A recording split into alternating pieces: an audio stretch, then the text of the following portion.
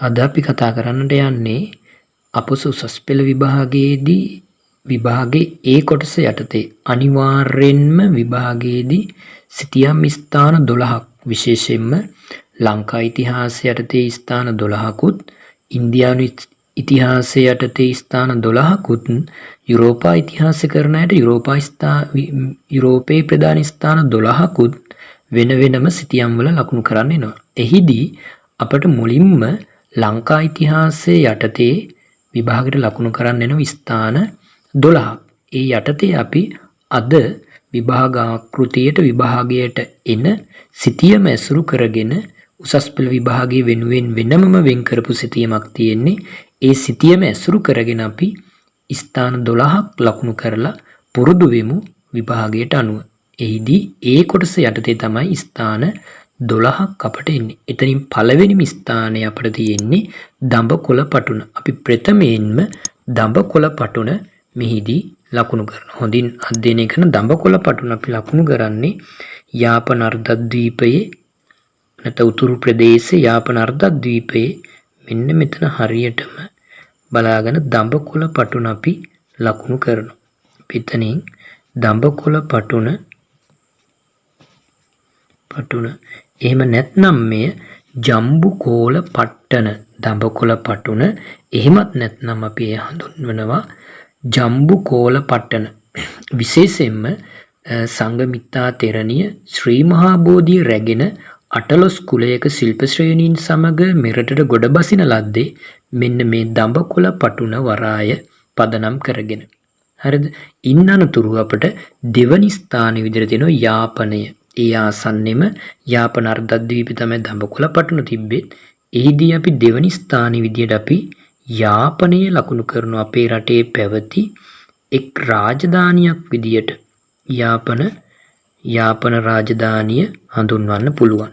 යාපන රාජධානිය උතුරේ පිහිටි ප්‍රාදේශීය රාජධානියක් විදිහට අපට හඳුනා ගන්න පුළුවන්. ඒතර මේ තියෙන දඹකොළ පටුන ඊට අනතුරුව යාපනය. විශේෂයෙන් මේ වගේ ඩොට් එකක් නැත්නම් තිතක් තියලා ලකුණු කරන්න පුළුවන්. යම් කෙනෙකුට තිත මෙතනින් තියලා ඊතලයක් දාලා මෙහෙම ලකුණු කරන්නත් පුළුවන්. ක්‍රම දෙකටම ලකුණු කරන්න පුළුවන්. තුන්වෙනි ස්ථානය තමයි මල්වතු ඔය. අපිට දෙන අනිවාර්ය විභාගෙදී ගංගාවක් ලකුණු කරන්න. එතනදී මෙන්න මේ තියෙන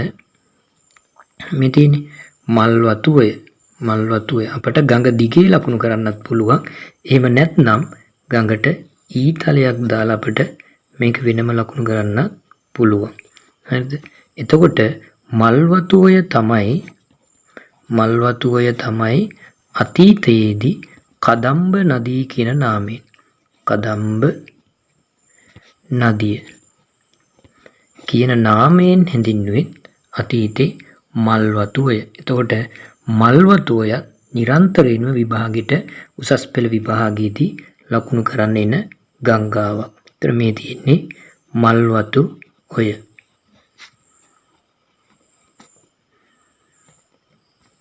හරිද?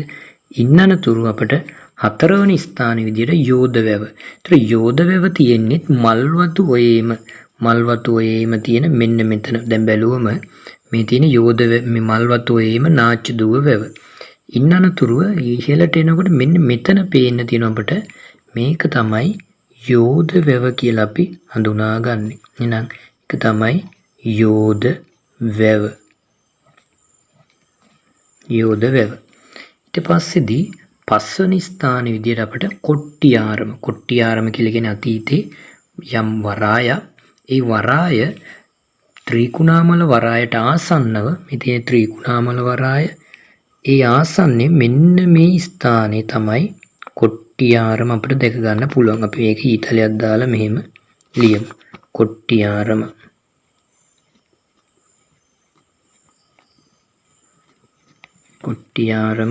කොට්ටසාර ආදී විවිධ නම් වලින් එය හඳුන්වලා තියෙනවා. කොට්ටිආරම. ඊට පස්සේ ඊළඟ ස්ථානය තමයි 6 පොළොන්නරුව. පොළොන්නරුව පිහිටලා තියෙන්නේ මහවැලි ගංගා නිම්නතර. මහවැලි ගංගාව තමයි ලංකාවේ විශාලතම ගංගාව. මේ මහවැලි ගංගාව ඇසුරු කරගෙන මෙන්න මෙතන අපිට දැක ගන්න පුළුවන් පරාක්‍රම සමුද්‍රය. ඒතර පරාක්‍රම සමුද්‍රයත් අසලම තමයි මෙන්න මේ ස්ථානේ තමයි අපට පොළොන්නරුව දැක ගන්න පුළුවන්. එතන තියෙන්නේ පොළොන්නරුව. අපි එතනින් ලියමු පොළොන්නරුව. අතීතේ පොළොන්නරුව චෝලයන් හැඳින්වුව ජනනාථපුරම්, ජනනාථ මංගලම්, කඳවුරු නුවර, පුලතිසිපුර, පුලස්තිපුර මේ ආදී සියලුම නම් වලින් හැඳින්වුවේ පොළොන්නරුව. ඒතර පොළොන්නරුවත් අතීතයේ අපේ රටේ ප්‍රධාන රාජධානියක් වගේම නිරන්තරයෙන්ම විභාගෙට ලකුණු කරන්න පැමිණෙන ස්ථානයක්. ඉන් අනතුරු අපි යනවා 7 වෙනි ස්ථානය කොළඹ. ඒතර කොළඹ කැලණි ගඟ ඇසුරු කරගෙන කැලණි ගඟත් එක්ක මත තියෙන මෙන්න මේ ස්ථානේ කැලණි ගඟට යටින් මෙතන තියෙන අපිට දෙක පොඩි නැම්මක් විදියට ඒ නැම්ම ආසන්නේ කොළඹ නගරයේ කොළඹ වරායත් එක්කම අපිට මේ භූමිය ලකුණු කරන්න පුළුවන්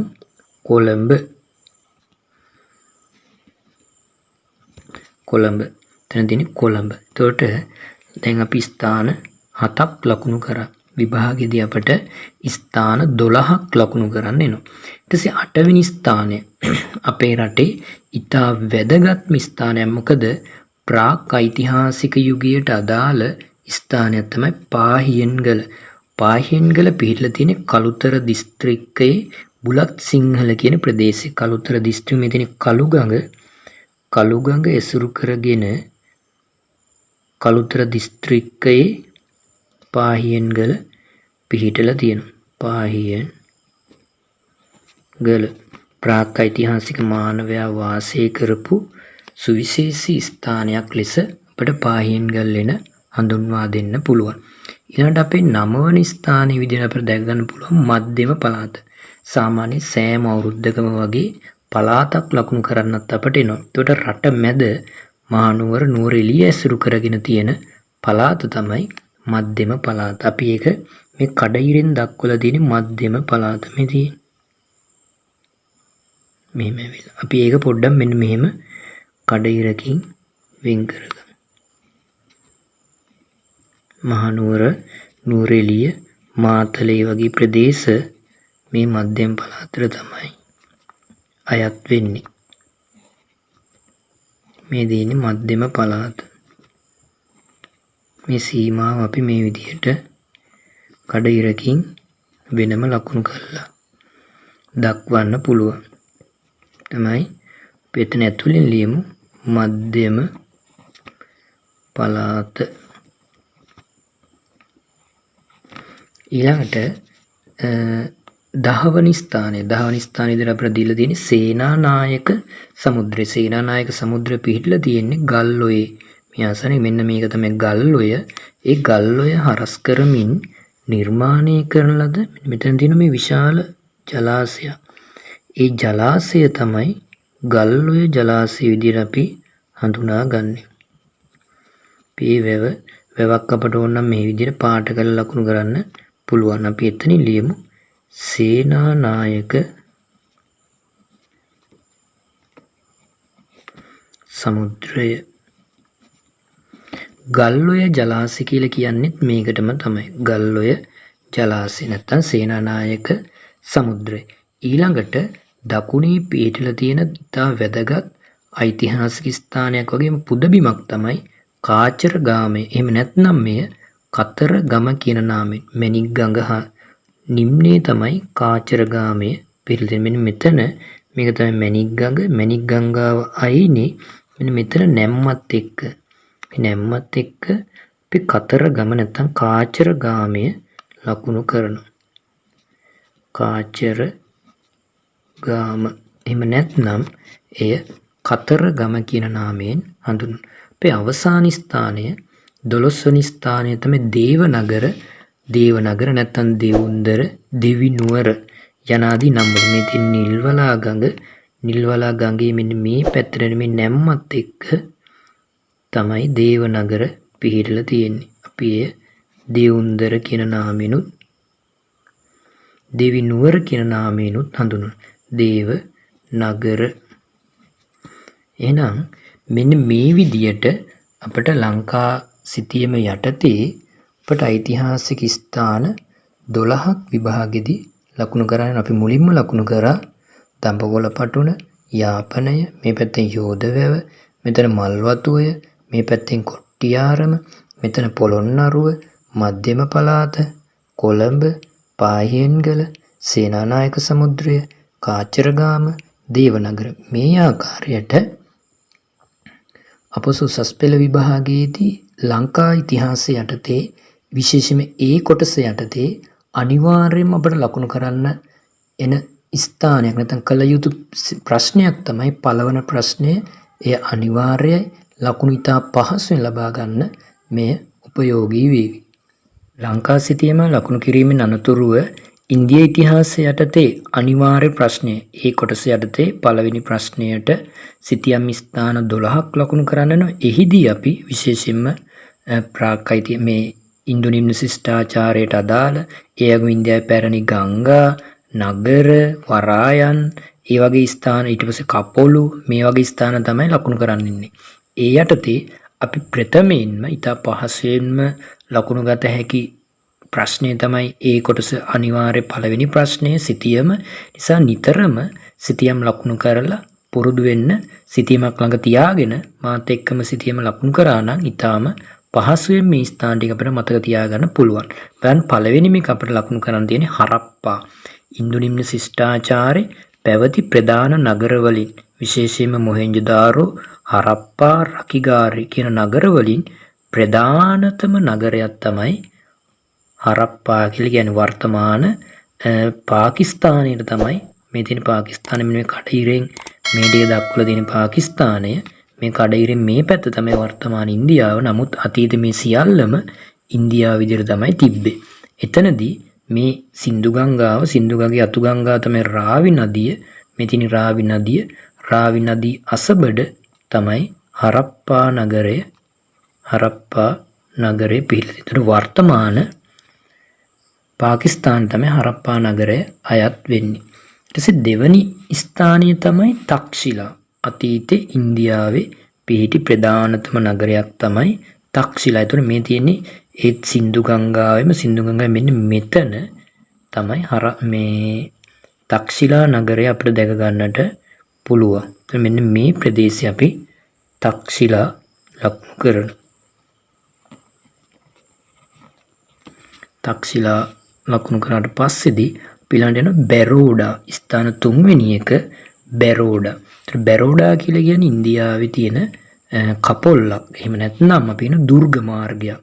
උතුරු ඉන්දියාවේ ඉඳලා දකුණු ඉන්දියාවට ප්‍රවිෂ්ඨ වෙන්න තියෙන පහසුම මාර්ගය තමයි බැරෝඩා කියලා කියන්නේ. ඒතර මෙන්න මෙතන මේ තියෙන්නේ නර්මදා නදිය. නර්මදා නදියත් එක්ක වින්ධ්‍යා කඳුවැටි තියෙන. ඒතර මෙන්න මේ ප්‍රදේශයෙන් උතුරු ඉන්දියාවේ ඉඳලා දකුණු ඉන්දියාවට එන්න තියෙන ඩෙකානයට ප්‍රවිෂ්ඨ වෙන්න තියෙන ප්‍රධාන මාර්ගය තමයි බැරෝඩා කපොල්. අපි හිතන බැරෝඩා කපොල්. සාමාන්‍යයෙන් මෙන්න මේ වගේ පොඩි ලාංඡනයක් ලකුණක් තමයි දාන්නේ කපොල්ලක් ලකුණු කිරීමේදී. ඊට පස්සේ අපේ හතරවෙනි ස්ථානය වෙන්නේ වින්ධ්‍යා කඳුවැටිය. වින්ධ්‍යා කඳුවැටිය තියෙන්නේ බැරෝඩා කපොල්ල ආසන්නයේමයි. නර්මදා නදියත් එක්ක තමයි වින්ධ්‍යා කඳුවැටිය පිහිටලා තියෙන්නේ. අපි මෙන්න මේ විදියට කඩිරි වලින් වින්ධ්‍යා කඳුවැටිය දක්වන්න පුළුවන්. අපිට එතනින් ලියමු වින්ධ්‍යා කඳුවැටිය.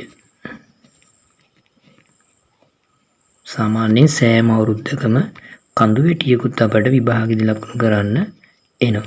එතන වින්ධ්‍යා කඳුවැටිය. ඊට පස්සේ අපේ පස්වෙනි ස්ථානය තමයි යමුනා නදිය. අනිවාර්යයෙන්ම ගංගාවක් එකක් හෝ දෙකක් අපට සිතීමේ ලකුණු කරන්න එනවා. එතනදී යමුනා නදිය පිහිට කියන්නේ මෙන්න මේ සින්දු ගංගා, මේ ගංගා නම් ගඟත් එක්කම තියෙන තව ප්‍රධාන ගංගාවක් තමයි යමුනා. මෙන්න මේ කොටසට තමයි අපි යමුනා කියලා කියන්නේ. බලව ගන්න හොඳට. මෙන්න මේ කෑල්ල. මේ කොටස තමයි අපි යමුනා නදිය කියලා කතා කරන්නේ. යමුනා නදිය. මේ කොටස අපි යමුනා නදිය කියලා හඳුන්වනවා. ඊට පස්සේ අපිට 6 වන ස්ථානය තමයි ක්‍රිෂ්ණ නදිය. ක්‍රිෂ්ණ නදිය පිරලා තියෙන දකුණු ඉන්දියාවේ පිරලා තියෙන මෙන්න මේ ගංගා. මෙතන තියෙන මහා නදිය, ඊට පස්සේ ගෝදාවරි, ඊට පස්සේ ක්‍රිෂ්ණ, ඊට පස්සේ ප්‍රධාන කාවේරි. ඒ අතරින් මෙන්න මේ ගඟ තමයි ක්‍රිෂ්ණ නදිය කියලා අපි හඳුන්වන්නේ. ක්‍රිෂ්ණ නදිය. ඒ ක්‍රිෂ්ණ නදියේම තියෙන ප්‍රධාන අතුගංගාවක්. ඒ අතුගංගා තමයි අපි තුංගභද්‍රා. මෙන්න මේ කොටස තමයි තුංගභද්‍රා කියලා හඳුන්වන්නේ. එතන පොදුවේ ගත්තම මේ නදිය සම්පූර්ණම ක්‍රිෂ්ණ නදිය. ක්‍රිෂ්ණ නදිය. අපිට නදිය නැත්නම් ගංගාව දිගේම ලකුණු කරන්න පුළුවන්. නැත්නම් ඊතලයක් දාලා මේ පැත්තට ඊතලයක් දාලා මේක වෙනම ලකුණු කරන්නත් පුළුවන්. ඊට පස්සේදී අපිට 7 වෙනි ස්ථාන විදිහට ඉන්දියාවේ පිහිටි පුරාණ වරායක්, පැරණි වරායක් ලකුණු කරන් තියෙන මෙන්න මෙතන. මේ ගංගා යමුනා නදී මුහුදට වැටෙන්නේ මෙන්න මේ ප්‍රදේශයේ. ඒ ආසන්නේ මෙන්න මේ ප්‍රදේශය තමයි අපි තාම්‍ර ලිප්ති ලකුණු කරන්නේ. තාම්‍ර ලිප්ති කියන්නේ වරායක්. ඉන්දියාවේ පිහිටලා තිබුණු පුරාණ වරායක් තමයි තාම්‍ර ලිප්ති කියලා කියන්නේ. ඒ වගේම අපිට හමු වෙන තවත් ඓතිහාසික ප්‍රදේශයක් තමයි 8 වෙනි ස්ථානයෙන් අපිට තියෙන කාලිංගය.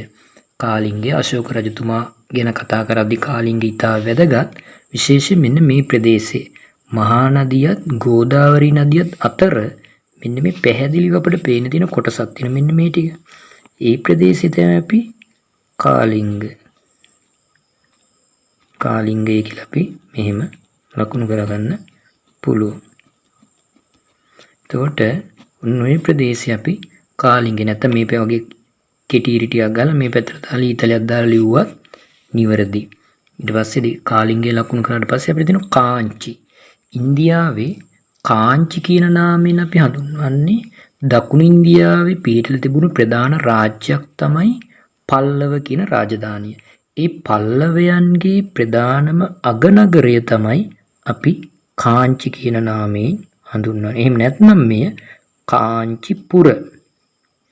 කාංචි කිව්වත් කාංචිපුර කියලත් හඳුන්වනවා. කාංචි කිව්වත් කාංචිපුර කියන්නේ දෙකම එකයි. එතකොට පල්ලවයන්ගේ අගනගරය තමයි කාංචි කියන නාමයෙන් අපි හඳුන්වන්නේ.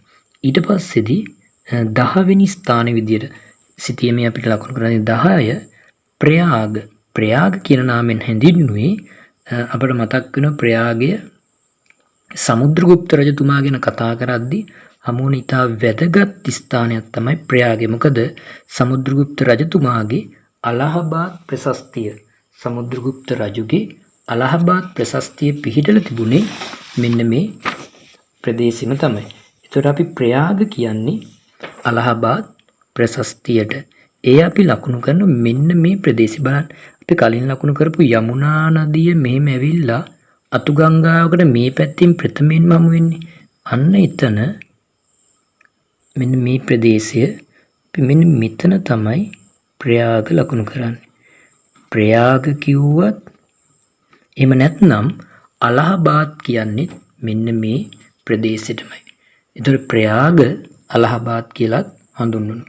ඊට පස්සේ 11 වෙනි ස්ථානයේ විදිහට අපිට තියෙන කාවේරි පටුන. ඉන්දියාවේ දකුණු ඉන්දියාවේ කාවේරි නදියත් එක මෙන්න මේක තමයි කාවේරි නදිය.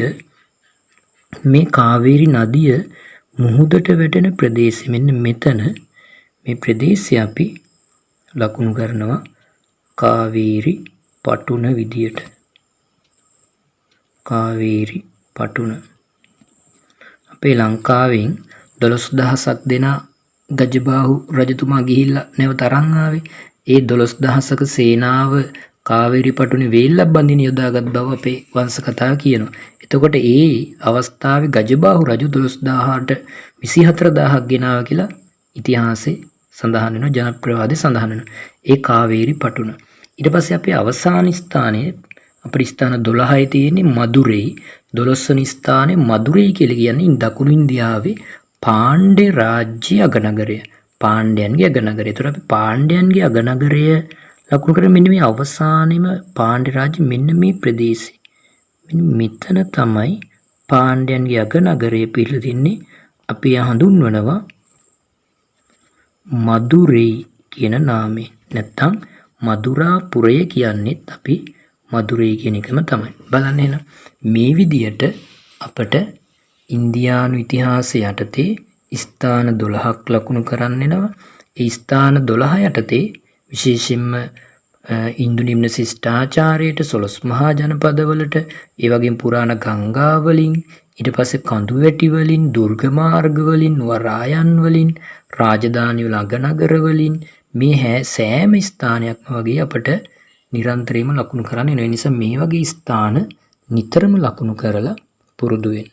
එහෙනම් අපි මේ වගේම යුරෝපා ඉතිහාසයට අදාළ ස්ථාන 12කුත් ලකුණු කරන්නයි යන්නේ. යුරෝපා ඉතිහාසය යටතේත් අපට ප්‍රධාන ඓතිහාසික ස්ථාන රටවල් සමුද්‍ර සංධි නගර මුහුදු දූපත් ගංගා ආදී බොහෝ ඓතිහාසික ස්ථාන ලකුණු කරන්න එනවා. එහිදී අපිට මුලින්ම ලබා දෙලා තියෙන සිසිලි කියන්නේ දූපතක්. අපි ප්‍රථමයෙන් බලමු සිසිලි කියන දූපත ලකුණු කරන්න. මේ තියෙන මෙන්න මේවැනි සිතියමක් තමයි අපිට යුරෝපා ඉතිහාසය යටතේ විභාගයට එන්නේ. සිතියම් කොටසක් යුරෝපා මහද්වීපය ඇසුරෙන්. එතනින් අපි බලමු පළවෙනි මේක සිසිලි තියෙන මෙන්න මේ ඉතාලිය තමයි මේ තියෙන. ඉතාලියත් එක්ක මෙන්න මේ ආසන්න තියෙන මෙන්න මේ දූපත තමයි සිසිලි කියලා අපි හඳුන්වන්නේ. මේක තමයි සිසිලි කියන දූපත. ඊට පස්සේ අපේ දෙවනි ස්ථානය වෙන්නේ සේන් ගඟ. යුරෝපා ඉතිහාසයේදී අපට ගංගා කිහිපය ලකුණු කරන්න එන්නේ. ඒ අතරින් ප්‍රධානම ගංගාවක් තමයි සේන් ගඟ කියලා කියන්නේ. මේ ප්‍රංශය කියන රටත් එක්ක තමයි මෙන්න මේ ආසන්න තියෙන මෙන්න මේ ගංගාව තමයි අපි සේන් ගඟ නැත්නම් සේන් නදිය. අපි ඒක ඊතාලියක් දාලා මෙහෙන් ලියාගමු. ගඟ දිගේ මෙහෙම ලියන්නත් පුළුවන්. මේක අපි හඳුන්වනවා සේන් ගඟ. ඊට පස්සේ තුන්වෙනි එක තමයි අපිට තියෙන්නේ ලන්ඩන්. මේ තුන්වෙනි එක තමයි ලන්ඩන්. ලන්ඩන් කියලා කියන්නේ බ්‍රිතාන්‍යයේ අගනගරය. මේ තියෙන්නේ බ්‍රිතාන්‍යයේ අගනගරය තමයි ලන්ඩන් කියලා කියන්නේ. අපි ලන්ඩන් ලකුණු ගන්නවා මෙන්න මේ ප්‍රදේශය. තමයි ලන්ඩන්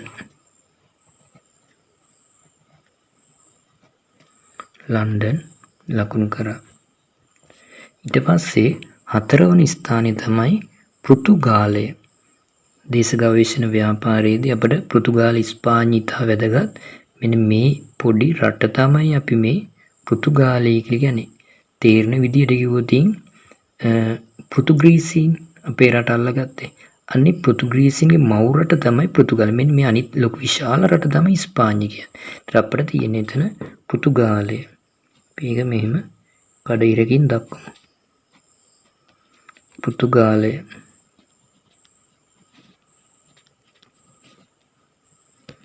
ඒක තමයි පෘතුගාලය. එතකොට ඊට පස්සේදී අපේ පස්වෙනි ස්ථානය තමයි ජිබෝල්ටා සමුද්‍ර සංධිය. ජිබෝල්ටා සමුද්‍ර සංධිය පිහිටලා තියෙන මෙන්න මේ ප්‍රදේශයේ මේ පෘතුගාලයත් එක්ක පහලින් අපි ආවම මෙන්න මෙතන මේ වෙන් වෙන ස්ථානයක් තියෙන බලන්න හොඳට. අන්න එතන මෙන්න මෙතන තමයි ජිබෝල්. අපි පොඩි කෙටි ඉරි කෑලි දෙකකින් අපි ඒක වෙන් කරලා හඳුනා ගන්නවා ජිබෝල්ටා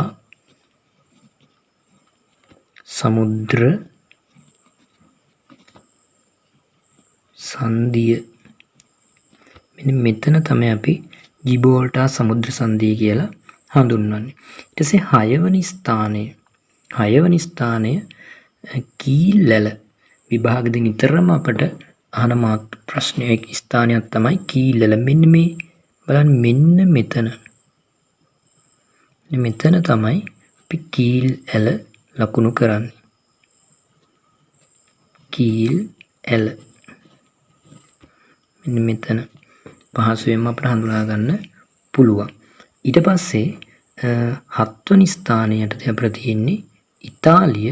අපි ඉතාලිය ලකුණු කරන්නේ මෙන්න මේ පහසුවෙන්ම අපිට හඳුනා ගන්න පුළුවන්. මෙන්න මේ තියෙන්නේ ඉතාලිය. මේ කඩිර වලින් ඉතාලිය ලකුණු කරලා බලමු.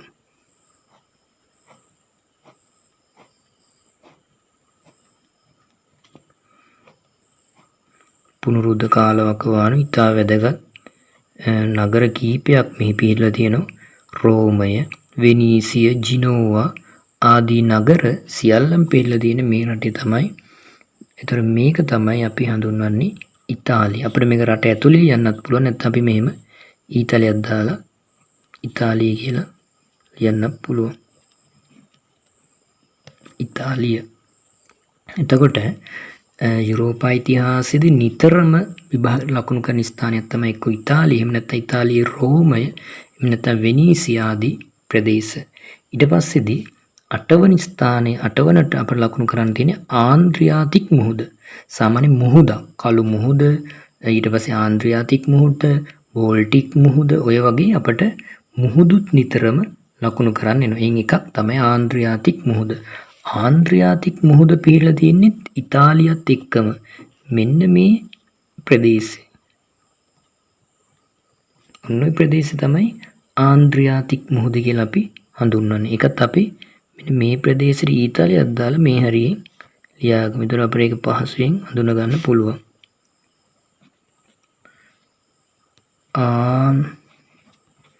ආන්ද්‍රියාතික්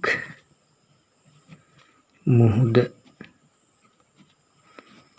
ආන්ද්‍රියාතික් මුහුද මෙන්න මේ ප්‍රදේශය තමයි ආන්ද්‍රියාතික් ඉතාලියත් එක්ක මේ පැත්තෙන්. ඊට පස්සේදී 9 වෙනි ස්ථානයේ කොන්ස්ටන්තිනෝපල්. කොන්ස්ටන්තිනෝපල් නගරය වරායක් වගේම පැරණි නගරයක්. මේ ඉස්තාන්බුල් කියන නාමයෙන් වර්තමානයේ හඳුන්වනවා. මෙන්න මෙතන මේ තියෙන කළු මුහුද, කළු මුහුදත් එක්කම මෙන්න මේ ආසන්නේ මේ මෙතන මුහුදක් මේ තියෙන. ඒතර මේ රටවල් දෙකක් වෙන් වෙන ආසන්නම තැන තියෙන මෙන්න මෙතන. මෙන්න මෙතන තමයි අපි කොන්ස්ටන්තිනෝපල් කියලා ලකුණු කරන්නේ. කොන්ස්ටන්තිනෝපල්. මේක තමයි අපි මතක තියාගන්න ඉස්තාන්බුල් කියලා ලකුණු කරන්නේ හඳුන්වන්නේ. ඊට පස්සේදී මේක අනිවාර්යයෙන්ම මතක නිතරම විභාගයට අහන ස්ථානයක් තමයි කොන්ස්ටන්තිනෝපල් කියලා හඳුන්වන්න පුළුවන්. කොන්ස්ටන්තිනෝපල් අපිට හඳුනා ගන්න පුළුවන්. ඊට පස්සේ ඇතෙන්ස් ග්‍රීසියේ පැවති පෞර රාජ්‍යන් වලින් ඇතෙන්ස්, ස්පාටා වැනි රාජ්‍යන් ඉතා වැදගත්. ඒකට අපේ 10 වෙනි ස්ථානයේ වෙන්නේ ඇතෙන්ස්. ඇතෙන්ස් අපිට ලකුණු කරන්න පුළුවන් මෙන්න මේ ප්‍රදේශේ.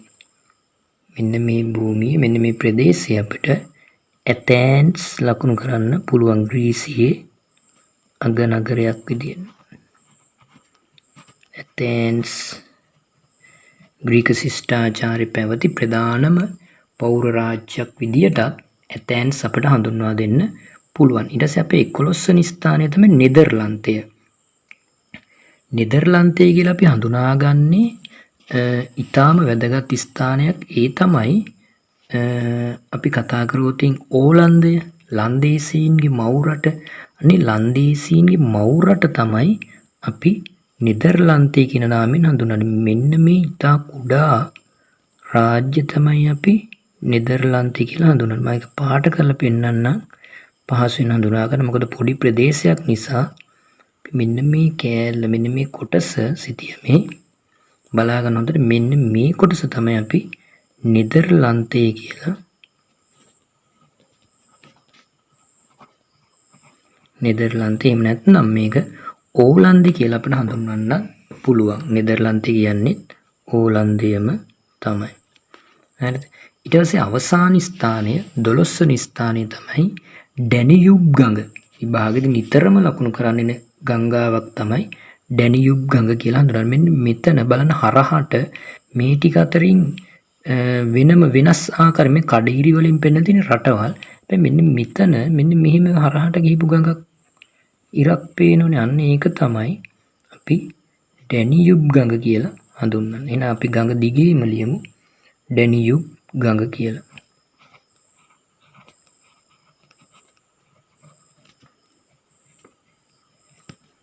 ඩැනියුබ් ගඟ. එහෙනම් මෙන්න මේ විදියට ලංකා ඉතිහාසයේ, ඉන්දියානු ඉතිහාසයේ, යුරෝපා ඉතිහාසය කියන කොටස් තුනේදීම අපට විභාගෙට මේ වගේ ප්‍රශ්න ස්ථාන 12ක් ලකුණු කරන්න වෙනවා. ඒ වගේම අනිවාර්යයෙන් මේ සිතියම් ප්‍රශ්නය නිතරම ලංකා, ඉන්දියා, යුරෝපා කියන හිස් සිතියම් අරගෙන ළඟට තියාගෙන ලකුණු කරන්න පුරුදු වෙන්න. විශේෂයෙන්ම ඉන්දියන් සහ යුරෝපා සිතියම් දෙක ඉතා පහසුවෙන් ලකුණු ලබා ගන්න පුළුවන් කොටස් දෙකක්. සහ විශේෂයෙන් ලංකා ඉතිහාසයේ මේ ලකුණු ටික ඉතා පහසුවෙන් අපට ලබා ගන්න නම් නිතරම සිතියම් ලකුණු කරලා පුරුදු වෙන්න, වැඩි වැඩියෙන් අභ්‍යාසවල යෙදෙන්න.